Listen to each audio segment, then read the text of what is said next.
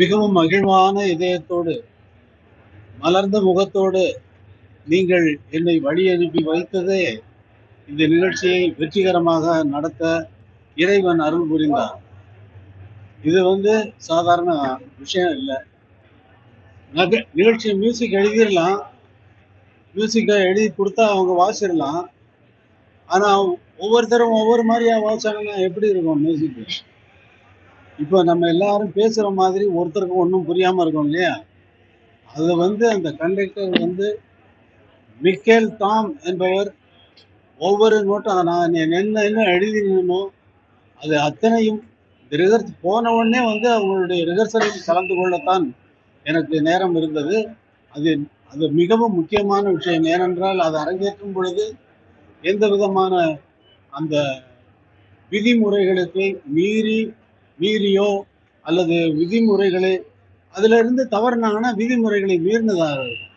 அதனால அவர் பெர்ஃபெக்டா 80 பேர் சேர்ந்து அவர் அப்படி கையை தூக்குனாருன்னா, ஒரு கண்டக்டர் கையை தூக்குனாருன்னா சைலண்டா இருக்கும், மூச்சு விடுற சத்தமே கேட்காது. அப்ப நமக்கு வயிற்றெல்லாம் கலக்கும்.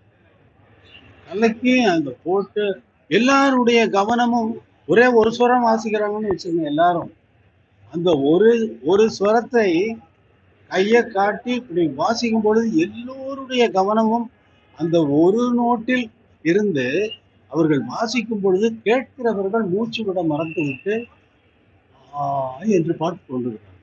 ஒரு ஸ்வரத்துக்கு இந்த first moment, second moment, third moment, fourth moment, ஒவ்வொரு மூமெண்ட் ஃபுல்லா வெஸ்டர்ன் மியூசிக்ல என்னன்னா ஒரு சிம்பனி வாசித்து 4 மூமெண்ட்டும் முடிகிறது வரைக்கும் யாரும் கைதட்ட மாட்டார்கள், கைதட்டக்கூடாது, அது விதிமுறை. ஆனால் நமது ரசிகர்களும் அங்கு வந்திருந்த பொதுமக்களும் அங்கு வந்திருந்த ரசிகர்கள் அனைவரும் ஃபர்ஸ்ட் மூமெண்ட் முடிஞ்சோடனே கைத்தட்டுறாங்க. கண்டக்டருக்கு அவங்க வாசிக்கிறவங்கள தான் ஆச்சரியம். 80 பேர் வாசிக்கிறாங்க, எல்லாருக்கும் ஆச்சரியம். திரும்பி என்ன பாக்குறாங்க, கண்டக்டர் என்ன பார்த்து சிரிக்கிறாரு. அப்படித்தான். இப்படி ஒவ்வொரு மூமெண்ட்டுக்கும் கைத்தட்டி பாராட்டுகளை கொட்டி கொண்டு அவர்களால் தாங்க முடியல. அந்த அந்த அந்த இசையினுடைய அந்த அமைப்பை கேட்டுவிட்டு அவர்களால் தாங்க முடியவில்லை. இன்னைக்கு அடிச்சா நாளைக்கு அழுவோம். அப்போ ரசிச்சதை நம்ம ஆட்கள் அப்பவே வெளிப்படுத்துறாங்க.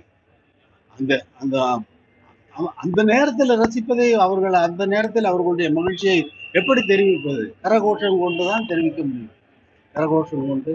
அது மாதிரி இது எல்லா இசை வல்லுநர்களாலும் பாராட்டப்பட்ட ஒரு சிம்பனி. அது உங்கள் வாழ்த்துகள். நீங்கள் வாழ்த்து, மனமாற வாழ்த்து என்னை அழைப்பீர்கள் அல்லவா? அந்த மகிழ்ச்சி இந்த தமிழ்நாட்டிற்கும் இந்தியாவிற்கும் பெருமை சேர்க்கக்கூடிய ஒரு பெரிய நிகழ்ச்சியாக இது மாற்றம் எடுத்திருப்பது இறைவனுடைய அருளால். முதல்வர் அரசு மரியாதையோடு என்னை வரவேற்றது எனக்கு மிகவும் நெஞ்சத்தை நிகழ வைக்கிறது. முதல்வர் அரசு மரியாதையோடு வரவேற்றதை போலவே தமிழக மக்கள் அனைவரும் என்னை வாழ்த்தி கொண்டிருப்பது, வரவேற்பது எனக்கு மிகவும் பெருமையாக இருக்கிறது. இந்த இசை நிகழ்ச்சியை, இந்த இசையை நீங்கள் டவுன்லோடு செய்து கேட்கக்கூடாது. டவுன்லோடுன்னு சொல்றப்ப மட்டமா நினைக்காதீங்க. என்னன்னா இதை நேரடியா கேட்கணும். என்னுடைய மக்களை நான் நேரடியா இசைத்து அந்த அந்த அந்த அனுபவத்தை, அது வேற. நீங்க அங்க உட்காந்து அந்த சைலண்டா அந்த 80 வாத்திய கருவிகளும் அப்படியே கேட்கும். 80 வாத்திய கருவிகள் மற்ற ஒலிப்பதிவுகளில் கேட்குமா? கேட்காது. நான் எவ்வளவோ பாடல்களை ரெக்கார்ட் செய்து கொண்டிருக்கும் பொழுது கூட ஒரு நோட்டு பிசகுனாலும் விடமாட்டேன், போட்டு வாங்கி விட்டுருவேன்.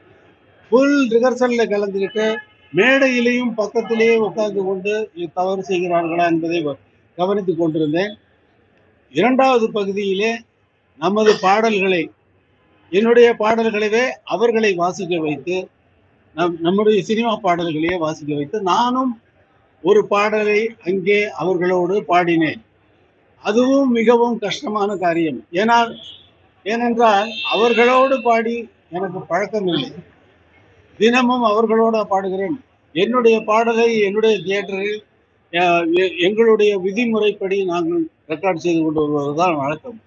ஆனால் அவர்களோடு பாடி அந்த பாடலுக்கு மக்கள் கைத்தட்டி மிகவும் நல்ல வரவேற்பு கொடுத்தார்கள்.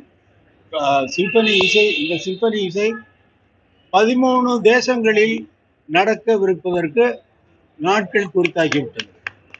13 தேசங்களில். அக்டோபர் 6 வந்து துபாயில இருக்கு, செப்டம்பர் 6 வந்து பாரிஸ்ல இருக்கு, அப்புறம் ஜெர்மன் ஹாம்பர்க், இப்படி எல்லா கண்ட்ரிகளுக்கும் வந்து இந்த இசை சிம்பனி இசை என்பது போகிறது. தமிழர்கள் இல்லாத ஏரியாவுக்கும் அங்கே பர்ஃபார்மன்ஸ் பண்ணுவதற்கு இந்த ஸ்பான்சர்ஸ் வந்து புக் பண்ணிட்டாங்க. இப்பயே டேட் எல்லாம் கொடுத்துட்டாங்க, கையில் கொடுத்துட்டாங்க. இப்போ நம்ம நாட்டில் நம்ம மக்களை கேட்க வைக்க வேண்டாமா?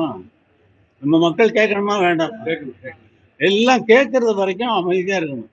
அந்த அந்த மூமெண்ட் வந்து நீங்க அங்க அந்த ஸ்பாட்ல இருந்து அந்த அவங்க கையை காட்டுறதும் அந்த அமைதியோட இருந்து நீங்க ரசிக்கிறது தான் இசை உலகத்தில், இசை பாரம்பரியத்தில் மிகவும் உச்சகட்டமான விஷயம். அதனால் என்னுடைய மக்களை, என்னுடைய மண்ணில் பிறந்த இந்த மக்களை என் மீது அன்பும் அவ்வளவு அன்பு வச்சிருக்காங்க. தெய்வமா கொண்டாடுறவங்க இருக்காங்க. கடவுளான இசை கடவுளுங்கிறான்.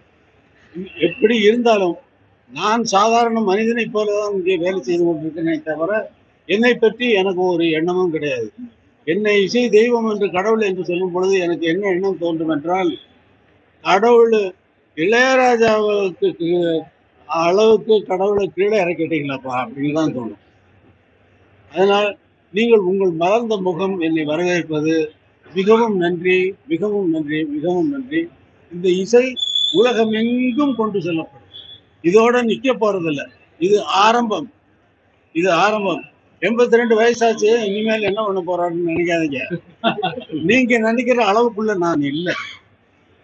எந்த விஷயத்திலும் நீங்கள் நினைக்கிற அளவுக்கு நான் இல்லை. அந்த அளவிலே நான் இல்லை. பண்ணைப்புறத்திலிருந்து புறப்படும் பொழுது வெறும் காலோடு நான் நடந்தேன்.